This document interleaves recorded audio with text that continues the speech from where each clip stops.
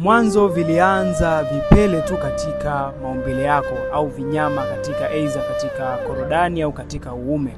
Lakini sasa hivi unaanza kuona hali ya kukojoa, mkojo ambao hauishi, lakini pia unakuwa unakojoa mara kwa mara nyakati za usiku.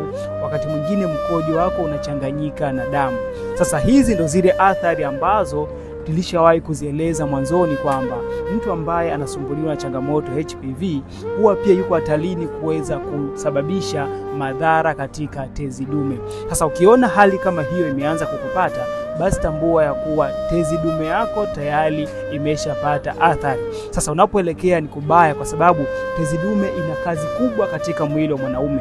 Kwanza ndio ambao pia ina support, tunasema kwamba ile hali ya mwanaume kuweza kusimamisha ipasavyo, lakini pia mbegu za mwanaume kuweza kusafiri kwa haraka. Sasa kama utapata tatizo kama hili na kulichekea, manake pia sahau kuweza kutungisha mimba, sahau kuweza kumpa mwanamke ujauzito. Kwa kama niwe ambao pia umeanza kuona hali ya mkojo unaanza kukatakata, unakojoa sana nyakati za usiku, lakini pia umekuwa ukipata homa pamoja na maumivu chini ya kitovu, basi tambua kuwa tayari una matatizo ya tezi dume. Nitafute leo ili niweze kukupatia package ambayo itaenda kutibia tezi dume yako pamoja na lile hali ya kuwa na vinyama katika korodani au katika uume. Hii itakusaidia kuweza kurejesha wanaume wako.